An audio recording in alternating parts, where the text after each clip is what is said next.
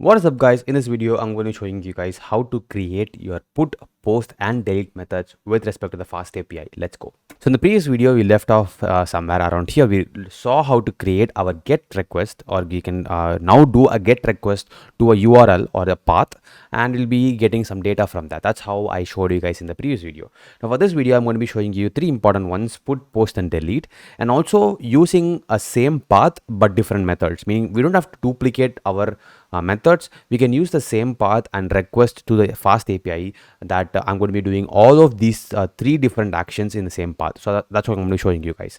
The first one is that I'm going to be showing you is to create a put request. So first we'll create a method like put data, and we'll have it as a username, and we'll type in it as string, and we just can say print username, and we'll return the username back to the user. So username, and we'll say username. So what is going to happen here is that I need to create a put request, and all I need to do is make use of the app decorator, which is something we created in the previous video. If you haven't seen it, I would highly recommend you guys to go check that out first. So just do it add app dot just say put, and we now have to create our path. And the path is going to be something similar to this. I'll say username. I'll be creating a put request to this path, and now I can actually create or send my username along with my URL itself. So I'll just say username, or I'll just remove this underscore and say username, and this is going to be something is passed to this method, and I can print it. Now I don't want to just print it, I want to create a list of usernames, and I'll show you guys how to add it. Basically I'll just say list of usernames and append it right here, username, right? So we have created our put request, and this is going to be the URL for that. Now similarly we can also create our post request using the same technique. We'll say add post, and you'll see the URL is going to be username. Now I'll just say add data, probably post data. I want to show a difference in the user URL path. So just say post data, and I'll just say username again for this.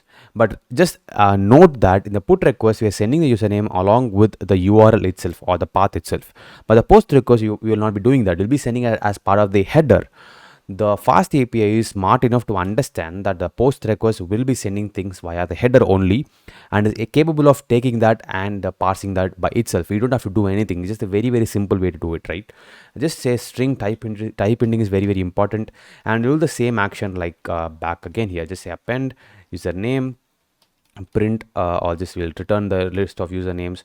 I'll say usernames again, and we'll say list of usernames, right? I just want to do the same action to show you guys the difference. All right, so they completed doing app.put and app.post, and you should have guessed it, the final one is app.delete, and the app.delete will take a URL, and I'll just say delete data, and also the username, or the delete data should come as part of either the header, or you can even send it as part of the URL itself. I will prefer sending it via the URL itself. So I'll just say username, and it's actually pretty much safe to send it via the header. We can usually how the server scripting or how the server will be designed is to send it as part of the header, but for now I'll just show you guys how to do it here, right here. So you can probably perform some action here, delete it from a database and things like that. So we'll just do quickly remove.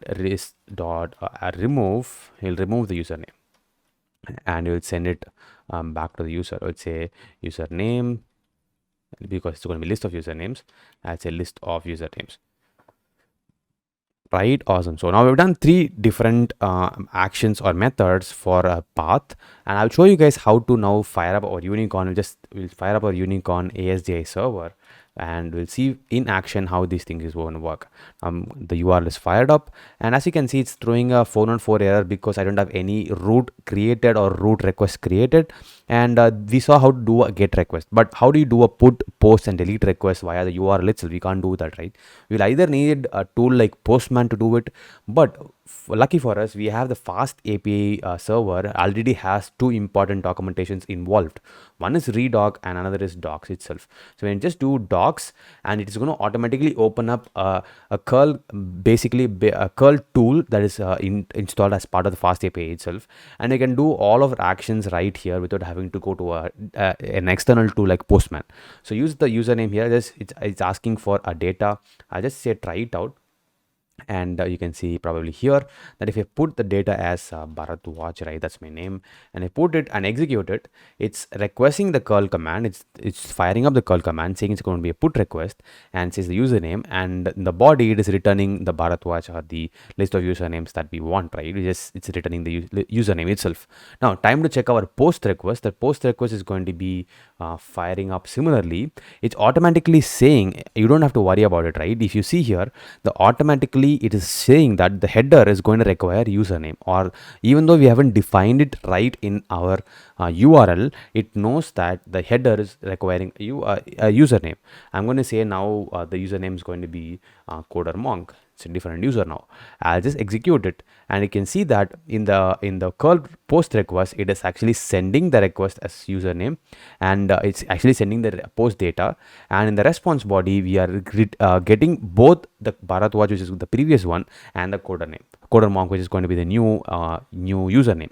Now what is the lesson from this? You can understand that once your server is up, right, this data or this list of users, which is going to be a memory block, is not going to be killed unless your server is going to be killed, or it's not going to be destroyed unless your server is going to be destroyed.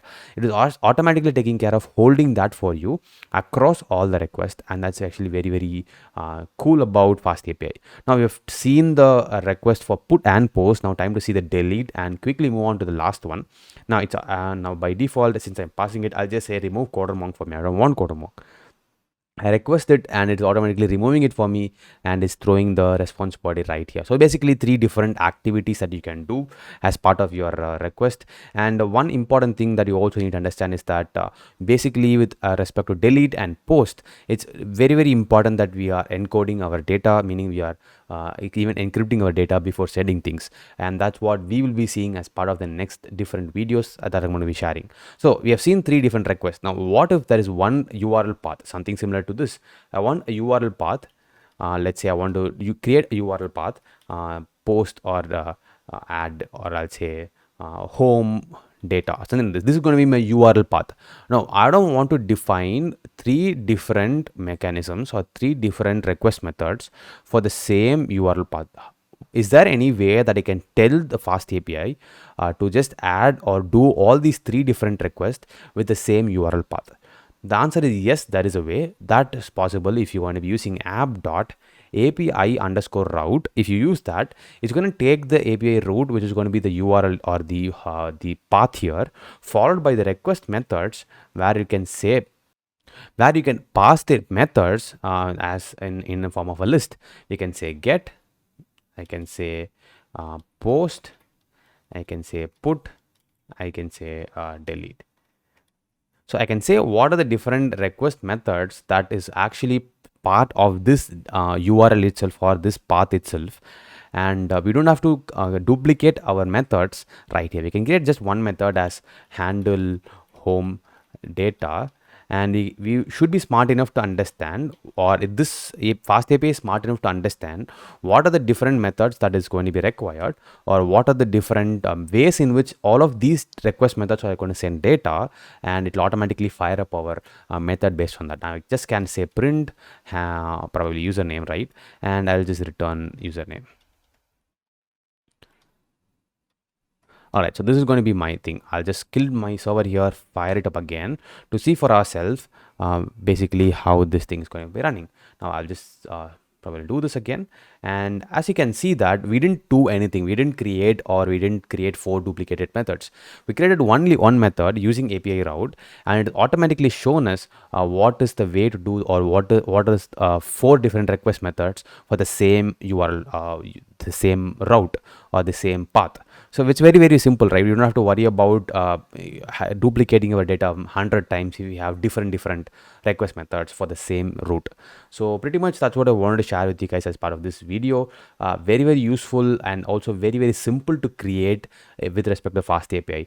It's not only the server is fast, the development process is also very, very fast because of all of these small and minor things that is automatically taken care of by the fast API's core library itself. So it's very, very interesting. In the next video, I'm going to be showing you guys how to handle data and how fast API handles data using a tool or library called as Pydantic. It's very, very easy and cool to look at as well. I'll see you guys in that video. Until then, it's Bharat. Peace out. Have a super awesome day.